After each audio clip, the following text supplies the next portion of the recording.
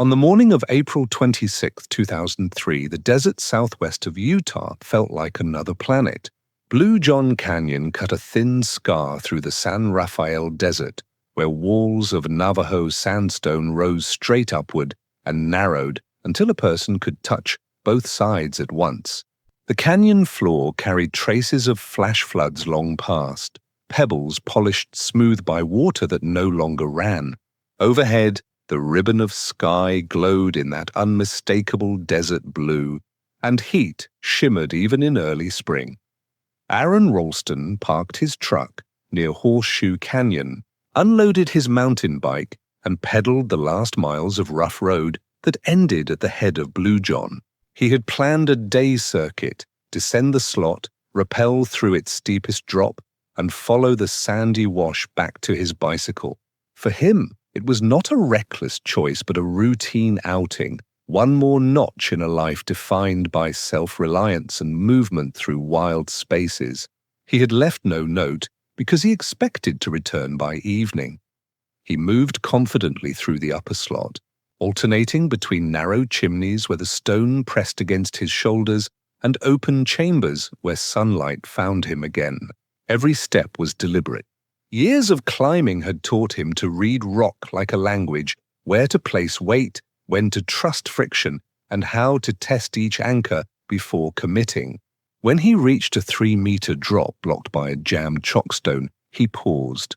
These boulders are common in slot canyons, huge fragments lodged between the walls after flash floods. They appear permanent, and most of them are. Ralston tested it with one boot, felt it hold, then leaned his weight forward to lower himself onto the next ledge.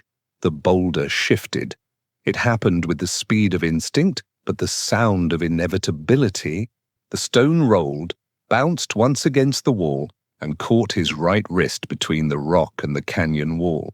In less than a second, hundreds of kilograms of sandstone pressed his hand into a crevice too narrow to see. The impact knocked the air from his chest. Dust rose and settled in his hair and eyes. When the motion stopped, the canyon returned to silence so complete that even his breathing sounded intrusive. He tried to pull free and discovered immediately that he could not.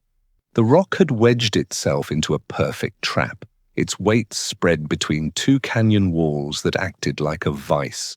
He tugged, twisted, and leaned backward, expecting at least a millimeter of movement, but nothing changed. The sensation in his hand shifted from pain to numbness as circulation faltered.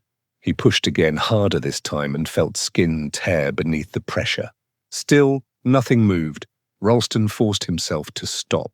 Panic wastes oxygen and strength, and the rational part of his mind began its inventory before the emotional part could take control. He examined the situation the way an engineer examines a jammed mechanism. His right hand was pinned at wrist height. The boulder's center of gravity rested slightly below the contact point, which meant the full mass pressed inward rather than downward. The rock had settled into a shape that would resist even a lever's advantage. He studied the edges, the contact points, the possible angles of escape. None offered a solution. He knew enough about the mechanical properties of sandstone to understand that chiseling would only create dust. The boulder itself, a dense concretion, was far harder than the canyon wall that surrounded it. Even if he could chip away at the surface, he would need days and energy he could not spare. He leaned against the canyon wall, exhaled slowly, and began cataloging his supplies. In his pack, he carried a small multi-tool with a dull knife blade, a headlamp, a digital camera, a video recorder, climbing webbing, carabiners, a rope for the rappel lower in the canyon, and about 3/4 of a liter of water in his camelback bladder. His food amounted to a couple of burritos wrapped in foil, a bag of trail mix, and some crumbs of chocolate. He had no radio or phone. The canyon floor lay far below the desert rim, and no signal would have reached the surface, even if he had carried one. He shouted anyway. The sound ricocheted off the sandstone and returned as a dull echo that belonged to someone else. He shouted again until his throat burned. Nothing answered but the slow wind above the rim. After the first hour, he realized that the adrenaline had begun to leave his system. The pain in his wrist throbbed, then receded into a heavy numbness that felt dangerous. He knew that once tissue lost blood flow, time worked against recovery.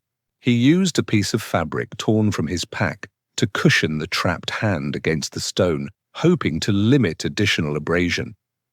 When the sun dropped lower, the temperature inside the slot canyon changed rapidly. The heat that had baked the walls all afternoon dissipated, and shadows filled the narrow corridor. Ralston adjusted his posture to conserve warmth. He drank sparingly from his camelback and thought about the calculations that mattered now. How much water he could ration if rescue arrived within a day, how much if it did not. As the first night approached, he switched on his headlamp and studied the geometry of the trap once more. If the boulder could not be lifted, perhaps it could be shifted or chipped.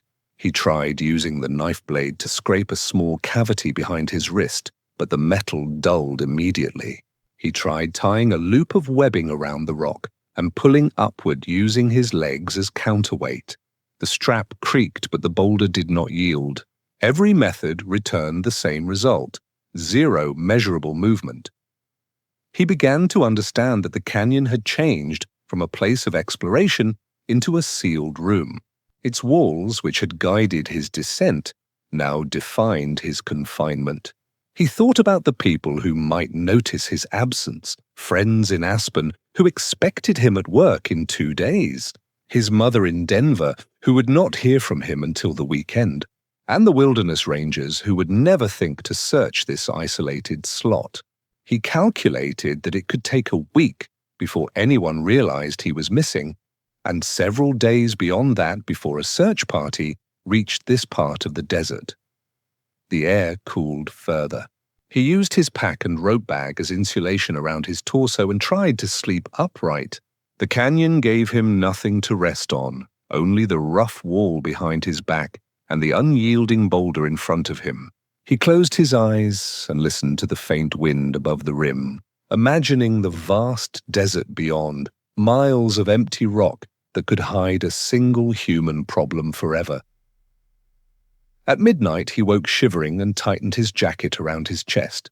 The trapped arm had grown colder, heavier, and strangely separate from his body. He flexed the fingers of his left hand, testing what still worked. The right remained motionless. He whispered aloud to keep his mind from collapsing into silence. Talking helped keep his breathing regular and gave shape to time. When the first hint of dawn filtered down the canyon walls, the light looked almost blue.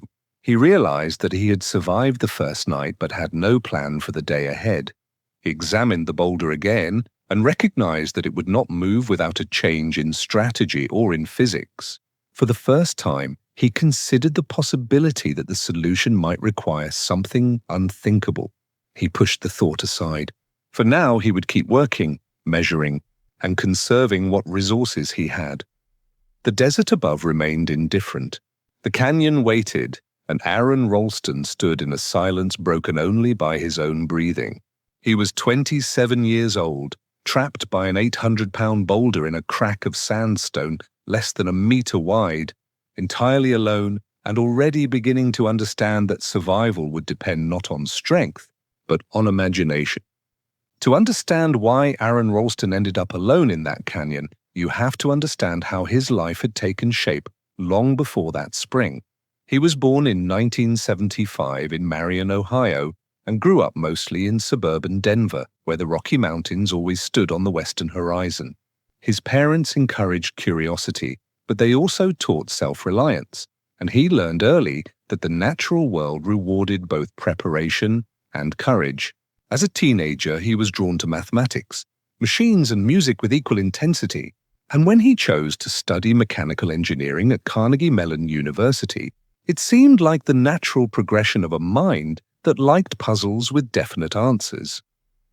Ralston graduated with honors and took a job at Intel in Arizona, joining a generation of young engineers who built their careers around precision. The work was steady and well paid, but after 5 years, he began to feel the trade-off between stability and meaning. He spent his weekends climbing in the mountains, skiing steep couloirs, and chasing elevation whenever he could. Eventually, he realized that the hours he loved most were the ones spent outside the lab.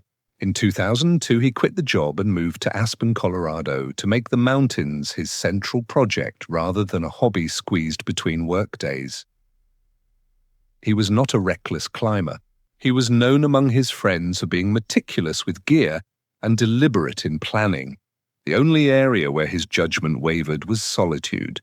He preferred moving alone because it allowed complete focus, free from conversation or compromise. Solitude also meant responsibility. When you were by yourself, every decision mattered. That kind of control appealed to him as both engineer and athlete. In Aspen, he devised a personal goal that almost no one else had attempted: to climb all 59 of Colorado's 14,000-foot peaks solo and in winter conditions. The project combined endurance, navigation, and risk management in a way that suited his mind perfectly. He studied avalanche patterns, learned to read storm fronts, and refined his ability to move efficiently in extreme cold. Friends admired his ambition, but sometimes worried about the fine line between independence and isolation. Ralston believed he had found a balance. When spring arrived in 2003, the Colorado snowpack softened, and he looked south to Utah's canyon country for a change of terrain. The Red Desert offered warmth, color, and silence after months of snow and wind. He had spent time there before, exploring canyonlands and the maze, where narrow sandstone canyons twist like corridors between cathedrals. The routes demanded more technical climbing than hiking, which appealed to his skill set. The plan for the last weekend of April was simple: drive to the San Rafael Desert, ride his mountain bike to the head of Bluejohn Canyon, descend the slot, and hike back to the road. The entire loop would take about a day. He told no one the exact location. A friend named Megan McBride had invited him to a party in Denver that weekend. He said he might come, but if he found a good canyon, he would probably stay in the desert instead. That ambiguity, a casual statement rather than a clear itinerary, became the difference between a minor delay and near death. In his truck, he packed his standard desert kit: a small climbing rope, harness, locking carabiners, nylon slings, a multi-tool, headlamp, camera, and hydration pack. The tools were basic, but familiar. He had descended similar canyons with less. He felt at home in the logic of desert travel: conserve water, move early before heat builds, and trust your own competence. The decision to go alone did not feel radical. Many experienced hikers prefer solitude in narrow canyons because it sharpens attention. Ralston's confidence came not from arrogance but from habit. Every previous solo trip had reinforced the idea that careful planning could control almost any variable. The irony, of course, is that his preparation contained its own blind spot. He carried a topographic map, but not a satellite phone or locator beacon. Those devices existed in 2003, but they were still rare among private adventurers. He also failed to leave a detailed route plan with anyone back home. Without that record, a search party would have no starting point if he disappeared. He recognized the risk in theory, but believed his caution and experience made it manageable. In later interviews, he would describe that mindset as a system that worked until it didn't. He viewed his safety procedures as equations that had always solved correctly. Each successful trip reinforced the illusion that the outcome proved the formula rather than luck. By April 2003, he had accumulated hundreds of days in wilderness settings without serious incident. The data set seemed conclusive. He was wrong by one canyon. Ralston reached the trailhead on the afternoon of April 25th and spent the night sleeping in his truck under the stars. The air was cool but comfortable, the kind of desert stillness that amplifies every sound. He woke before dawn, ate a bagel, and started pedaling his bike toward the head of Bluejohn. His plan included one rappel using the rope he carried, followed by an exit through Horseshoe Canyon, where he could rejoin the road. It was a straightforward loop by desert standards, and he expected to be back at his truck by sunset. He had no reason to imagine that a single falling stone would destroy every assumption behind that plan. When he reached the rim and looked down into the slot, he saw what he always loved about canyons, the illusion of simplicity. The desert above stretched flat to the horizon, but the land was hollow inside. Bluejohn was one of those hollows, a twisting corridor carved by flash floods that had cut through rock for millennia. He moved down into the sandstone, alternately walking, scrambling, and stemming between the walls. He took photographs along the way, capturing the light that filtered down in stripes. His movements that morning were careful but confident. He had done this kind of descent countless times, reading each obstacle as a puzzle of geometry and friction. He expected some loose stones and unstable footing. Those were ordinary features of the terrain. He had no reason to think that the chockstone he tested near the bottom of one drop would behave differently from the hundreds he had used before. That is how experience can betray even the cautious. Familiarity dulls the sense of threat. When you have done something 100 times without consequence, your mind learns to stop asking whether the 101st will be different. Ralston had spent years mastering small decisions that kept him alive in the mountains. Yet, the same decisiveness that served him in high places would now trap him in a low one.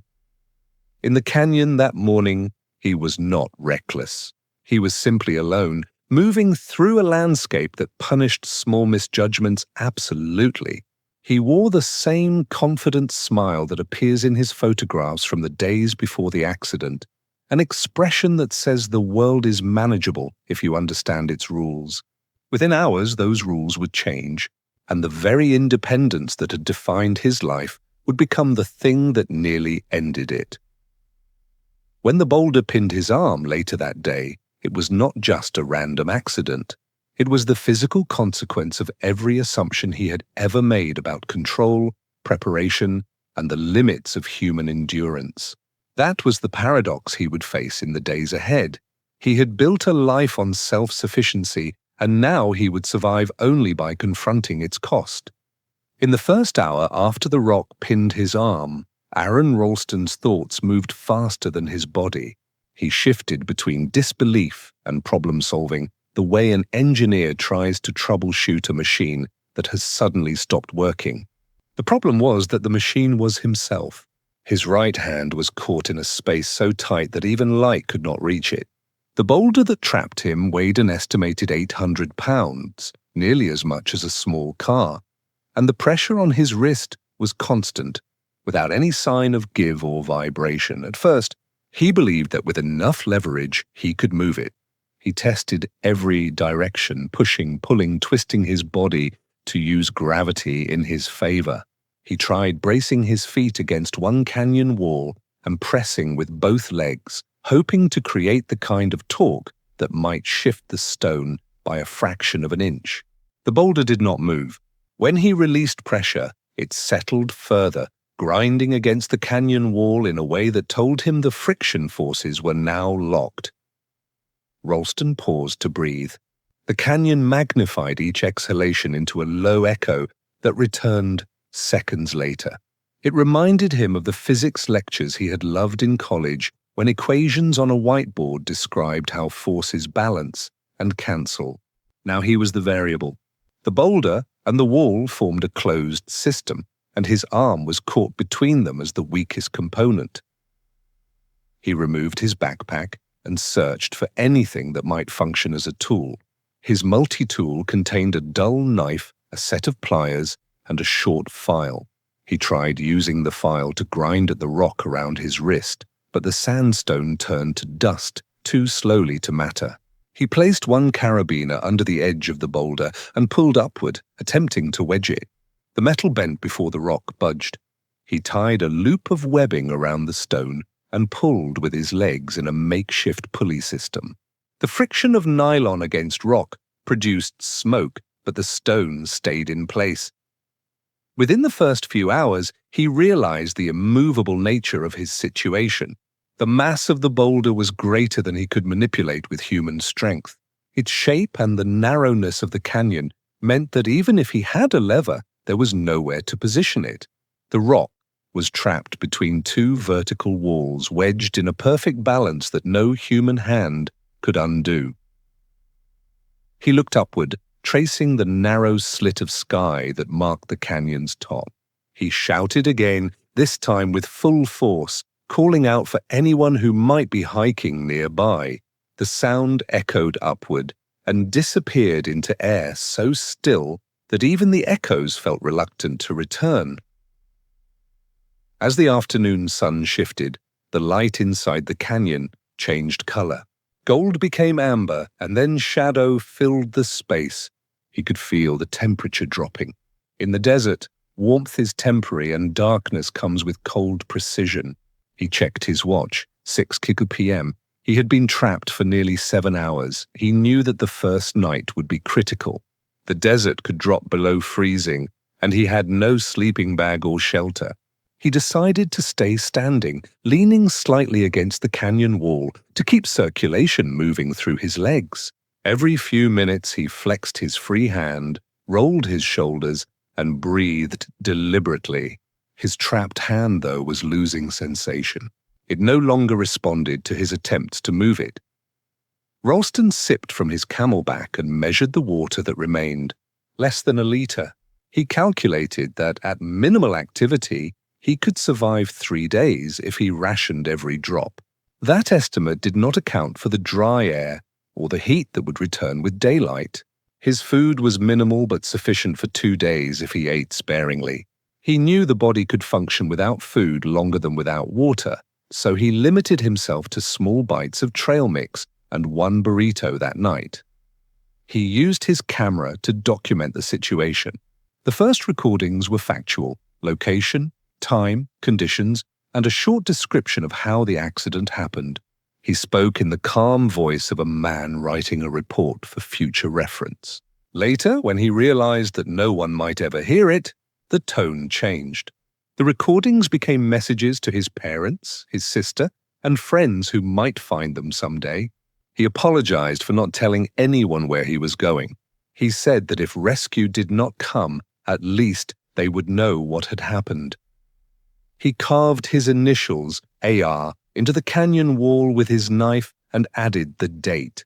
Beneath it, he wrote RIP and left space for the day he assumed would follow.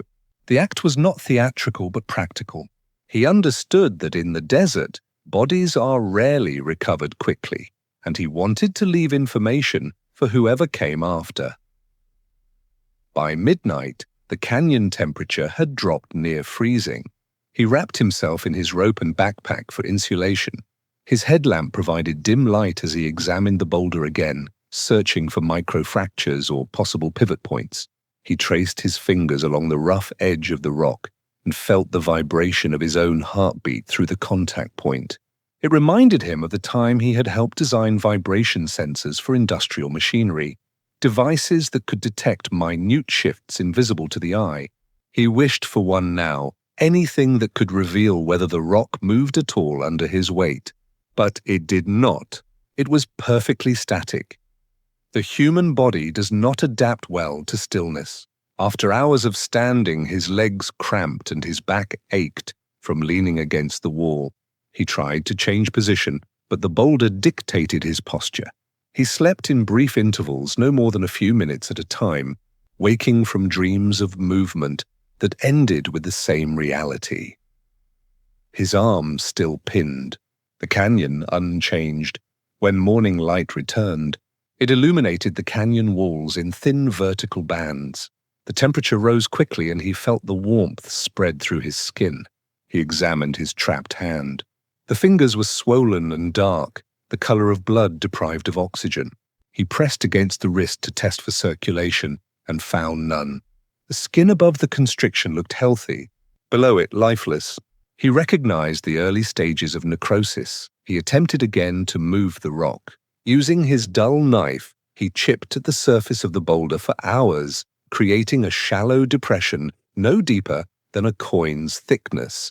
He tried to wedge smaller stones beneath it to create leverage, but each time he applied pressure, the stones shattered. The canyon provided no material strong enough to serve as a lever. Every attempt ended with the same conclusion: human force could not overcome geologic scale. Ralston's training as an engineer helped him understand why. The boulder weighed perhaps 800 pounds, but because of the way it was lodged, moving it required overcoming both weight and friction. The contact surfaces created static friction that multiplied the required force several times beyond the simple calculation of mass times gravity. In effect, he was trying to move an object that, from his position, might as well have weighed several tons. By mid-afternoon, exhaustion began to replace adrenaline. He had been trapped for more than 24 hours, and the optimism of the first morning had faded into a quiet endurance. He no longer shouted for help. He simply listened. To the wind that sometimes whistled across the canyon top, to the faint buzz of insects, and to the silence that returned each time those sounds faded. He kept mental track of time. Every 2 hours he took a measured sip of water. Every 4 hours he forced himself to eat a small piece of food. The discipline gave structure to a day that otherwise had no events. The only measure of progress was the slow movement of sunlight across the canyon walls. That evening, as the light began to fade again, he recorded another video message. His voice remained steady, but the fatigue showed. He spoke about his parents and how he regretted not calling them before leaving Aspen. He mentioned his sister, Sonia, and asked her to take care of their mother. He spoke as though dictating a letter from a place already halfway to death. When darkness returned, he felt the chills seep into his bones more quickly than the night before. His body had begun conserving energy, lowering its metabolic rate to preserve water. He slept less and shook more. The pain in his arm had disappeared entirely, replaced by a numb heaviness that no longer felt like part of his body.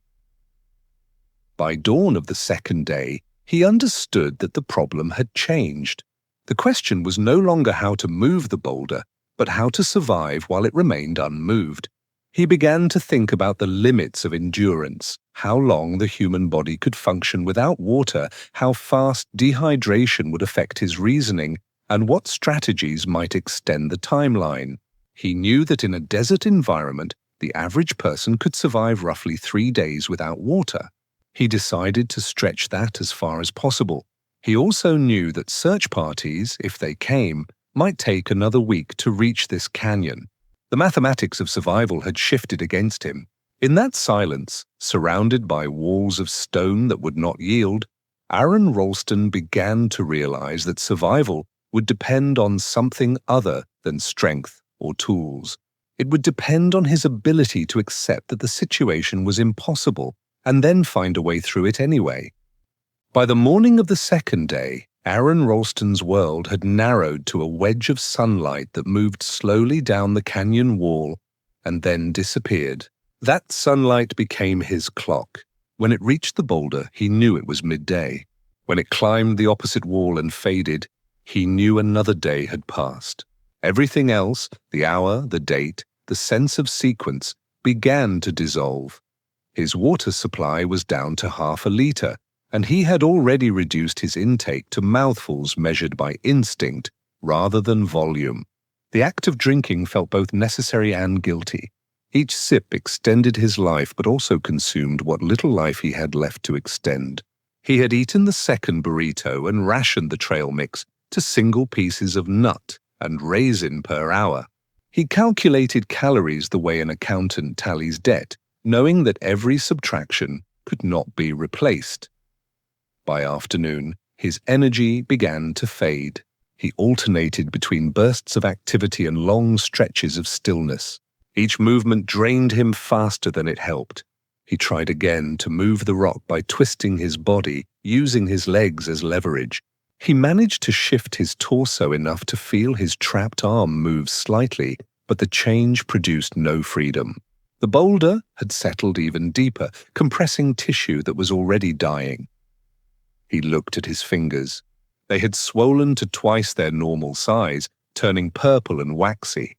When he pressed against them with his left hand, they left no indentation. The flesh had become rigid. The skin was cold. He understood that the hand was beyond rescue. That knowledge arrived not as panic, but as data. One more fact in a list he kept mentally, because listing things gave order to chaos. As night fell again, he recorded another message on his camera. He spoke quietly, describing his condition with clinical precision. The tone was almost detached. He mentioned the swelling, the loss of circulation, and his plan to conserve strength. Then, in the same calm voice, he said that if he did not get out, he wanted his family to know that he had loved them deeply. He paused, looked into the lens, and said, "Mum, I need you to be strong." The statement carried no self-pity, only resignation. By the third morning, thirst had become the dominant sensation. His mouth felt as though it had been lined with salt. His tongue stuck to his teeth when he tried to speak. He could hear his own heartbeat in his ears, a slow, irregular pulse caused by dehydration. He began to consider what fluids remained within reach. The body still produces urine as long as blood pressure remains adequate, and Ralston knew that desert survival guides often mentioned the practice of recycling it. He waited until the fluid appeared dark amber, then collected it in his hydration tube and drank. The taste was metallic and bitter, but the effect was immediate relief. The liquid replaced nothing essential, but it gave him the illusion of doing something. During daylight, he studied the canyon floor for any sign of rescue. The silence remained unbroken except for wind moving faintly above the rim. Once he heard a raven's call and looked upward. The bird circled briefly before gliding out of sight. It was a small reminder of movement in a world that had stopped moving. He spent hours replaying the accident in his mind, examining each choice for a possible alternative outcome. If he had left earlier, if he had chosen a different route, if he had told someone his plan. Each scenario ended with the same result. He was still here. The repetition became hypnotic. Time no longer advanced in linear fashion. It looped, returning to the same sequence of images again and again. As his body weakened, his thoughts began to drift beyond the immediate. He imagined his family, his friends, and the future events he might never see. He remembered a childhood trip to the mountains, skiing with his father, and the feeling of being small against a landscape that made sense only when you accepted its scale. He thought about how his life had been built around that idea, testing himself against spaces larger than comprehension, and how, in the end, the challenge had become literal confinement. On the evening of the third day, the first hallucinations began. The canyon light softened, and he saw motion where none existed. The shadow of the boulder shifted into shapes that looked like people standing nearby. At one point, he believed he heard voices calling his name. He answered them, certain for a moment that a search party had arrived. The echoes died in silence. He realized the voices were his own, replayed by the canyon walls. He began conserving words as if they, too, used energy. When he did speak, it was to narrate his condition, describing each change as if preparing a field report. The discipline of observation gave him purpose. He recorded a measurement of his pulse, an estimate of dehydration, and the temperature at different times of day. The act of naming things created a sense of control, even when control had vanished. By the fourth day, delirium alternated with clarity. He experienced moments of lucidity when he could analyze the physics of the situation, and then minutes of blankness when thought itself seemed too heavy to lift. He noticed a faint odor coming from his trapped arm. The tissue was beginning to decompose. Gas had formed beneath the skin, and when he pressed on it, he could feel the crackle of air bubbles moving through dead flesh. The smell was sharp and sour, an unmistakable signal that the body had begun separating from itself. He looked at the knife blade on his multi-tool and understood that cutting through the tissue would not work, while the bones remained intact. He tested the knife on a small area of skin near his thumb and discovered that it barely scratched the surface. The edge was too dull, the steel too soft. He abandoned the idea for the moment, knowing that the attempt would cost energy he could not spare. Instead, he focused on preparing mentally. He reviewed anatomy in his mind, recalling diagrams from first aid courses, bones, arteries, tendons, and nerves.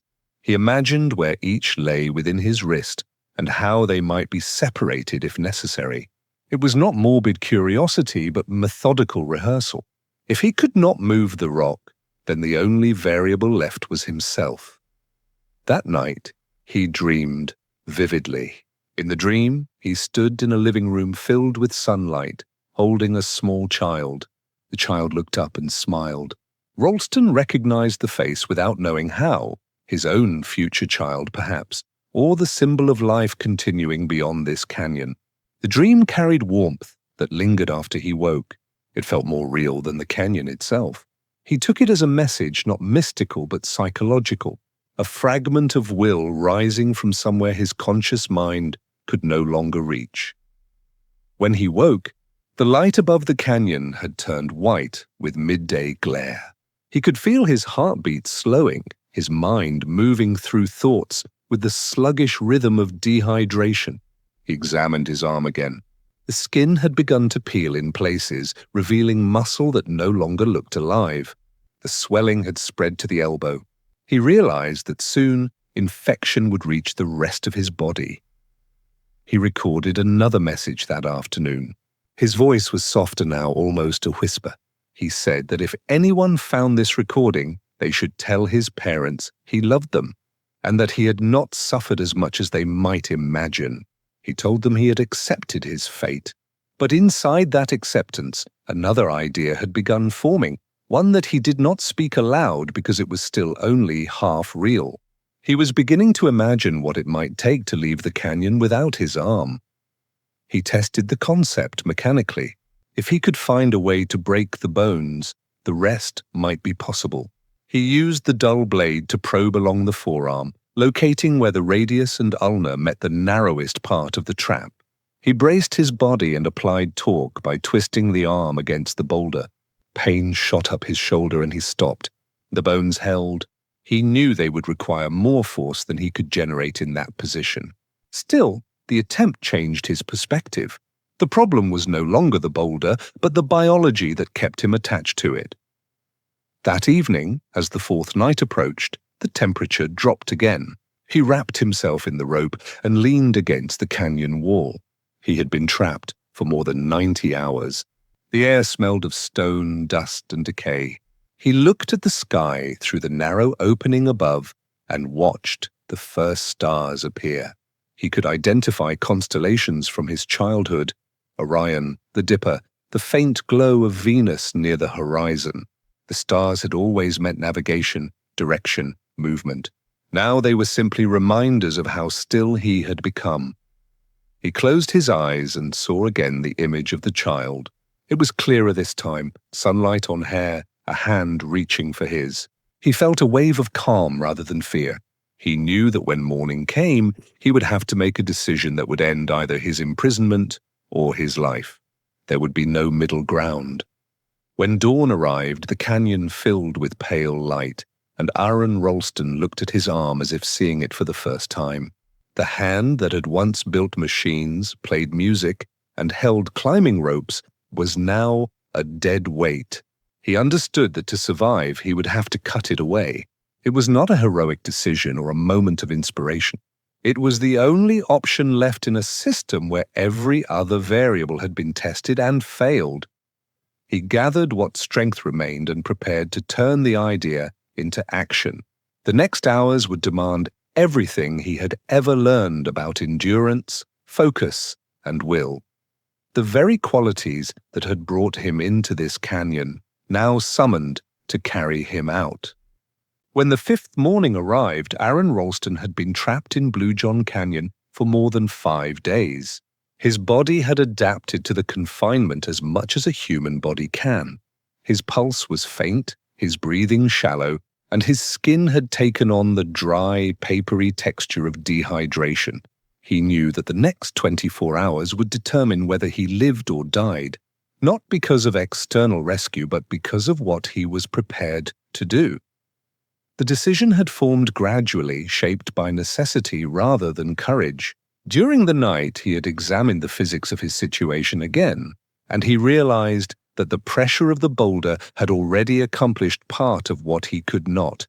It had crushed the lower bones of his arm enough to weaken them. If he could apply torque correctly, the bones might break. Once they were broken, cutting through the remaining tissue would be possible. He began by testing the concept. He twisted his arm slightly, pressing the forearm against the rock to locate the pivot point. The pain was immediate but tolerable, a deep internal pressure rather than a sharp sensation. He braced his legs against the canyon wall and leaned his weight backward, using his entire body as a lever. There was a brief moment of resistance, then a dry crack, followed by a second. The radius and ulna had snapped just above the wrist. For a few seconds he felt nothing, then a surge of pain so intense it distorted his vision. He gasped for air and forced himself to stay conscious. The sound of the bones breaking echoed in the narrow canyon like the report of a branch snapping in winter cold. He waited until his breathing slowed again. The hardest mechanical step was complete. The rest would depend on precision and will. He retrieved his multi-tool from his pocket and unfolded the small knife blade. It was no longer sharp. Days of scraping rock had dulled the edge to the texture of a butter knife. He cleaned it with a splash of water, more out of instinct than hygiene, and tightened the tourniquet he had fashioned from the tubing of his hydration system. He inserted a carabiner through the loop and twisted it to cinch the pressure. The color of his upper arm turned pale as blood flow decreased. Ralston began cutting through the skin and muscle at the narrowest part of his forearm. The blade dragged rather than sliced, and he had to saw repeatedly to make progress. He worked in measured strokes, alternating between cutting and pausing to steady his breathing. The sound was muted by the canyon's stillness, a quiet scraping accompanied by his own controlled exhalations. He had prepared himself for the physical act, but not for the sensory detail. When he reached the tendons, the resistance changed. They stretched before giving way like cords under tension. He recognized them from anatomy diagrams, the flexor tendons that once controlled the movement of his fingers. He severed them one by one, noting how the hand responded involuntarily to each cut. The fingers twitched slightly, a final reflex from nerves still connected but no longer functional. The next obstacle was the arteries. He located the radial and ulnar arteries by sight and by memory. Cutting them too early would lead to rapid blood loss, even with the tourniquet in place, so he saved them for last. Instead, he worked through the surrounding muscle and fascia, identifying each layer by color and texture. The process was slow, each millimeter requiring concentration. When he reached the median nerve, he paused. He knew from medical reading that cutting a nerve produces a sensation unlike any other pain, a sudden electric surge that radiates through the body. He steadied himself, pressed the knife against the nerve, and applied pressure. The shock was instantaneous, a flash of white light behind his eyes, as if molten metal had been poured through his arm. He clenched his teeth and waited for the wave to subside. When it did, he continued. Minutes passed. Time ceased to exist as a sequence. It became effort divided into tasks. Each structure he cut represented a step toward life. When the last connections held only by skin and a few strands of muscle, he twisted his body to let gravity assist. The remaining tissue tore, and his right arm separated completely. The boulder that had held him for 127 hours no longer touched him. He staggered backward, disoriented by the sudden absence of restraint. Blood pulsed from the wound in rhythmic bursts, despite the tourniquet. He pressed his arm against the canyon wall to slow the bleeding and wrapped it in gauze torn from his clothing. The pain alternated between sharp spikes and dull throbs. Shock threatened to cloud his vision, but he focused on breathing and movement. He knew that if he lost consciousness, the canyon would finish what the boulder had started. For several minutes he stood still, adjusting to freedom. The silence of the canyon returned, broken only by his heartbeat and the sound of wind moving faintly above.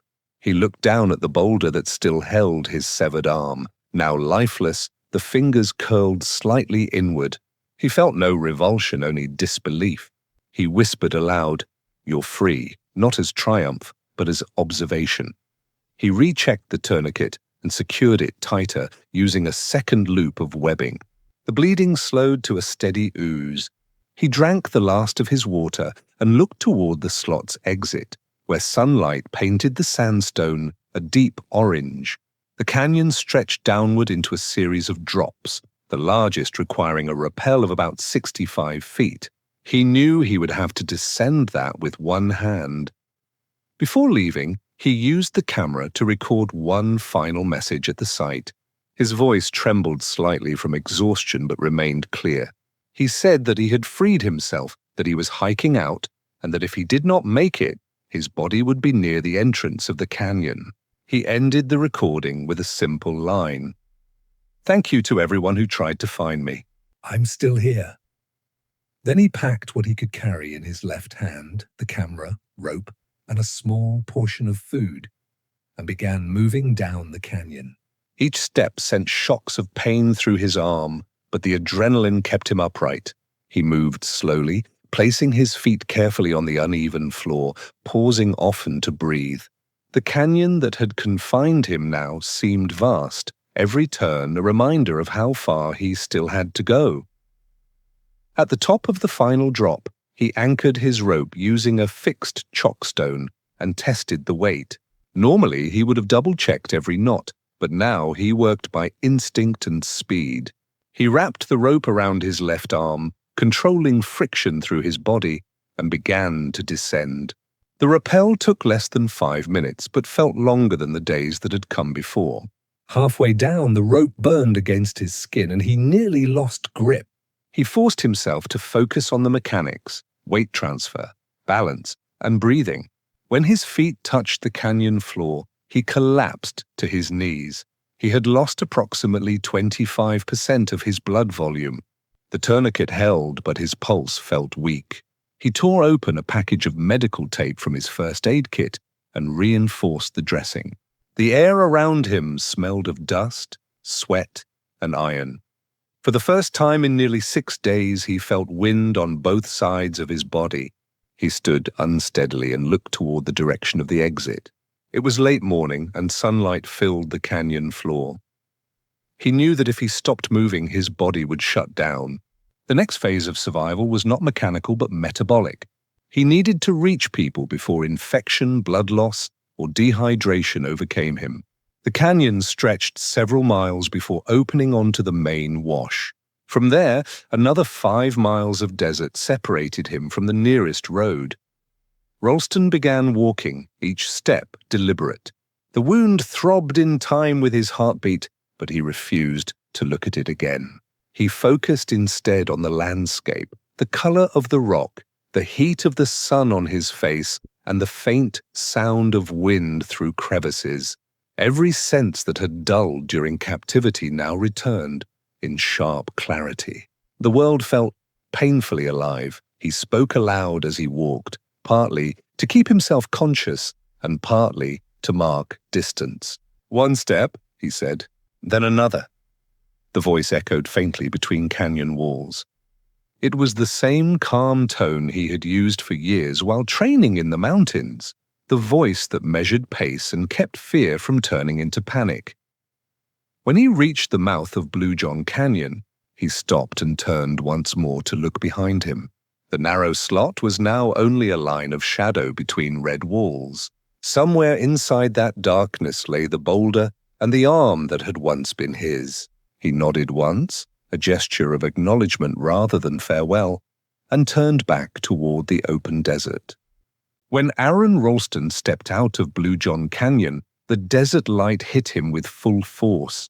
The sandstone walls that had contained him for nearly a week gave way to open space that stretched for miles in every direction.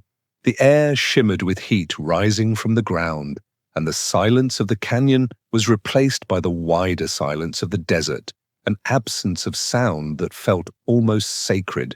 He was free, but freedom now meant distance. The nearest road lay roughly 8 kilometers away, and every step would draw from a body already near collapse. He paused long enough to check his wound. The improvised tourniquet was still tight around the upper arm, and the bleeding had slowed to a steady seep. He had lost a dangerous amount of blood, but shock kept him moving. He tore a strip from his shirt, soaked it in the remaining drops of water, and wiped his face. The gesture felt almost ceremonial, as if washing away the canyon dust marked a passage between worlds. He began walking west through the wash that led toward Horseshoe Canyon, following the faint trail carved by seasonal floods. The ground was uneven and soft, the kind of surface that saps strength with every step. His balance felt strange without the weight of his right arm. His center of gravity had shifted. He adapted quickly, adjusting his posture the way climbers do when compensating for uneven loads. Each movement became part of a rhythm: step, breath, exhale, repeat. The desert heat built rapidly. By midday, the temperature reached over 90 degrees Fahrenheit. He could feel sweat forming and then evaporating before it reached the surface of his skin. He had no water left. The inside of his mouth felt like sandpaper. He remembered that there was a small pool of water near the intersection of Bluejohn and Horseshoe Canyon, a place where flash floods sometimes left a shallow basin. If he could reach it, he might drink enough to continue. The pool appeared after about 45 minutes of walking. It was little more than a muddy depression surrounded by algae, but it shimmered like a mirror. Ralston knelt, dipped his hand, and drank greedily. The water was warm and tasted of earth, but it restored enough strength for him to keep moving. He splashed his face and soaked the fabric around his arm to cool the wound. When he stood again, he felt a wave of dizziness, but steadied himself against a rock until the sensation passed. He resumed walking, focusing on small goals: the next bend in the canyon, the next patch of shade. His steps grew slower, and each breath came with effort. Occasionally, he spoke aloud to stay conscious, counting steps in groups of 20, then resting for a few seconds before continuing. He had learned that rhythm in the mountains where altitude and fatigue can dull the mind. The same principle worked here. Movement, no matter how slow, was life. After nearly 4 hours of walking, he saw footprints in the sand, 2 adults and a child, moving in the same direction. The sight triggered a mixture of relief and disbelief. It meant people were nearby. He followed the tracks for several hundred meters until he heard voices ahead. A man speaking Dutch-accented English, a woman answering, and the light sound of a child's laughter.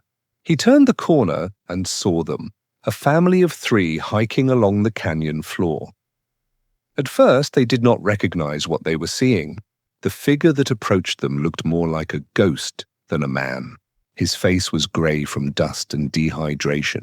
His clothes were torn, his eyes sunken, and his right sleeve hung empty, tied tightly above the elbow. When he raised his left hand in greeting, they saw the blood-stained cloth and the wound beneath it. The man stepped forward instinctively, catching Ralston by the shoulder as he swayed. Ralston's voice came out hoarse and uneven. "I need water," he said. The man handed him a canteen without hesitation. He drank deeply, then forced himself to stop before his stomach revolted. The woman opened a package of crackers and held them out. He took one, chewed slowly, and felt the taste of salt return him briefly to the ordinary world. They asked what had happened, and he told them in short sentences. Trapped in a canyon for more than 5 days. Cut off his arm to escape. No help nearby. The man's expression shifted from confusion to understanding to awe. They offered to stay with him until help arrived, but Ralston insisted they continue walking ahead to find rescue. He feared that if he stopped moving, he would not start again. The family agreed, moving quickly toward the trailhead, while the woman kept glancing back to make sure he was still upright. Ralston followed at a slower pace, each step measured. He knew that they would reach help faster without him, and that was the priority. The knowledge that someone now knew his location provided the first real relief he had felt since the rock fell. Within an hour, a rescue helicopter dispatched from Canyonlands National Park appeared in the distance. The sound reached him before the sight did, the low, rhythmic thump of rotor blades echoing through the canyon. He stopped walking and looked up. The helicopter circled once, then hovered near a flat section of canyon floor. Two rescuers descended by rope, moving with practiced efficiency. They approached cautiously, unsure of his stability, and one of them asked his name. "Aron Ralston," he said, his voice breaking. "I'm alive." The rescuers guided him to a stretcher and began assessing his condition. They applied a pressure dressing to the stump, started intravenous fluids, and covered him with a foil blanket to retain heat. As they lifted him toward the helicopter, he looked down at the desert below, miles of rock and sand that had nearly claimed him. The noise of the rotor drowned all other sound, but in his mind, the canyon remained silent. The flight to the hospital in Moab lasted less than 30 minutes. During that time, the medics monitored his pulse and blood pressure, surprised that he remained conscious. He asked for water repeatedly, but accepted small sips at a time. He tried to look out the window, but the brightness of the desert below blurred into light. When the helicopter landed on the hospital roof, he had been free for just under 4 hours. Inside the emergency room, doctors and nurses surrounded him. They stabilized his blood pressure, administered antibiotics, and began surgery to clean and close the wound.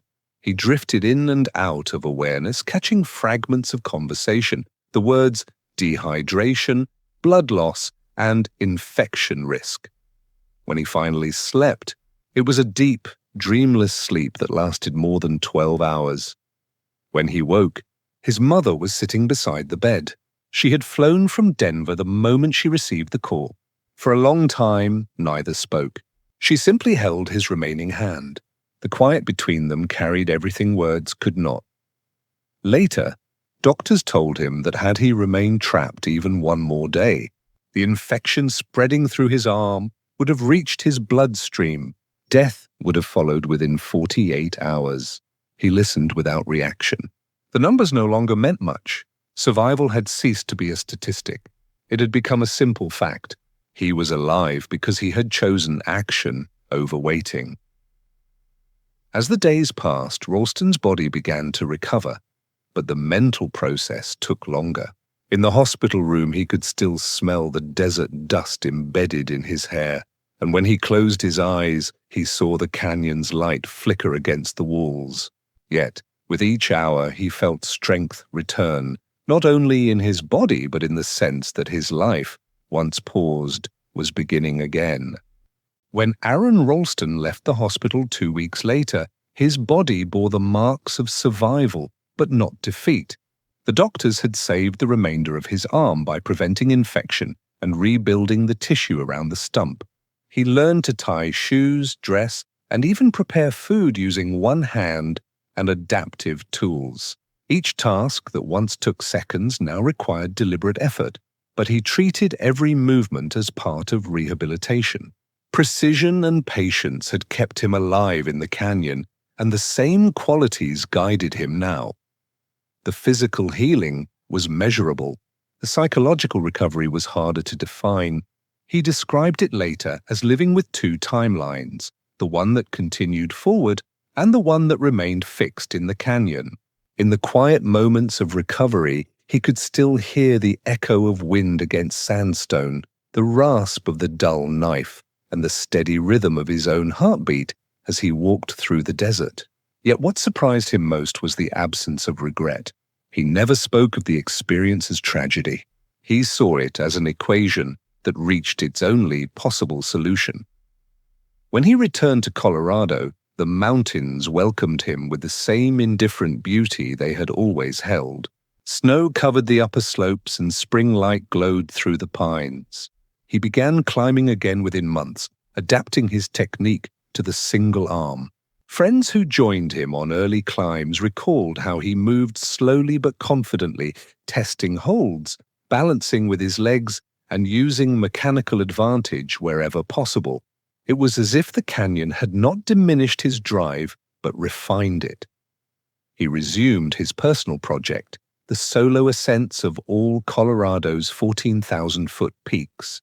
The process took several years, and when he finally completed the list, he dedicated the achievement to everyone who had helped him return. His climbing partners noted that he spoke little about the accident unless asked directly. When he did, his descriptions were factual and unembellished, as though reciting data rather than revisiting trauma. In 2004, he began writing his memoir, Between a Rock and a Hard Place. The book was not an adventure tale in the usual sense, but a technical and emotional reconstruction of events. He detailed the mechanics of the amputation, the thought process that led to it, and the lessons he carried forward. Reviewers noted the precision of his language, which reflected the mind of an engineer rather than a storyteller. To him, truth mattered more than drama. When the book was published in 2004, it reached the top of bestseller lists within weeks. Readers responded not to sensationalism but to the honesty of a man who had confronted his mortality without self-pity.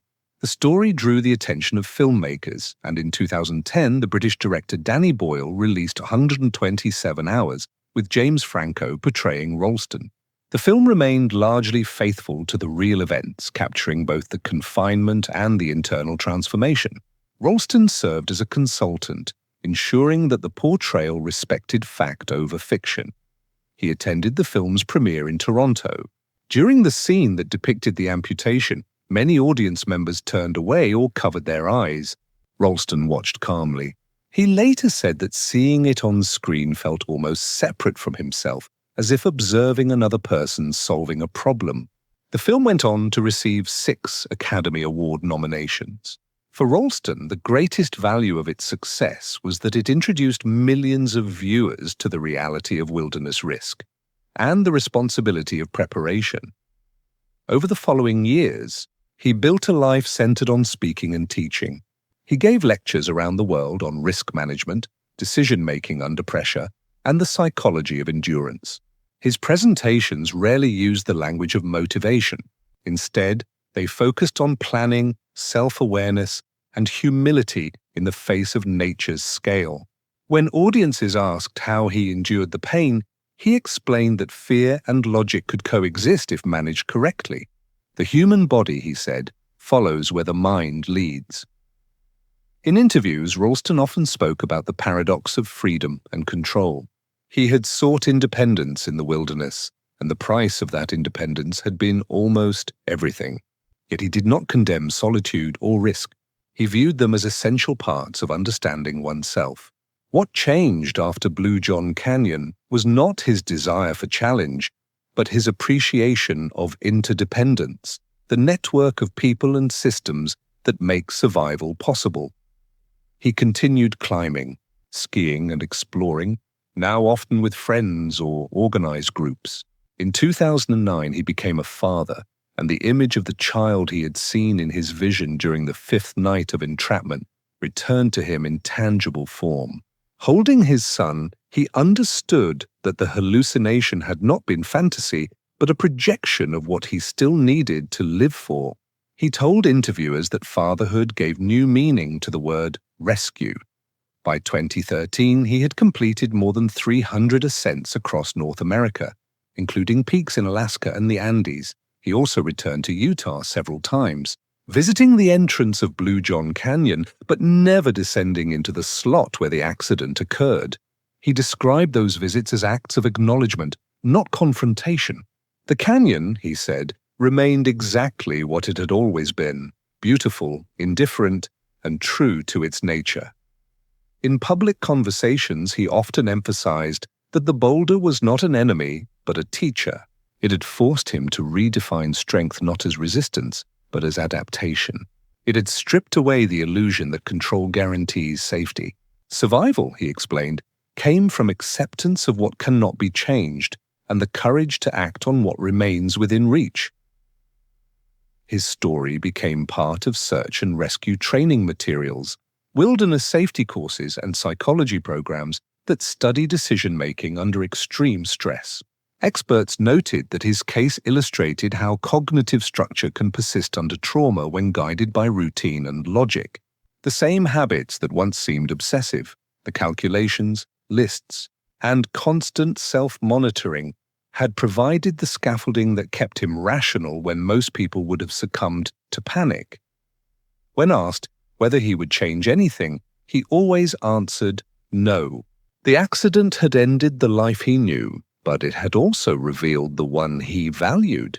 He said that the canyon took his arm but gave him perspective, that what he lost in flesh, he gained in clarity.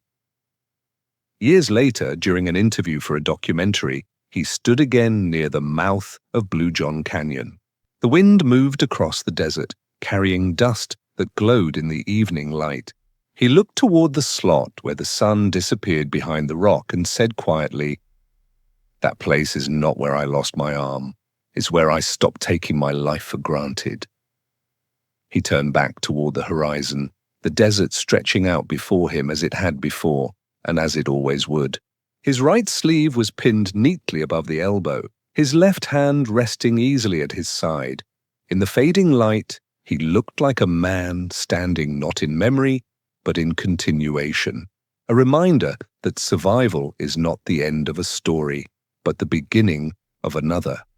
Aron Ralston's story reminds us that survival is rarely a single moment of heroism. It is a long sequence of decisions, each one made under pressure, with incomplete information, when the difference between living and dying might depend on the smallest detail. He survived because he prepared before the accident ever happened. He carried a multi-tool. He left a rope anchored for descent. He rationed water and documented his thoughts for those he might never see again. When all else failed, he accepted reality and acted on it. That acceptance, more than strength or bravery, saved him.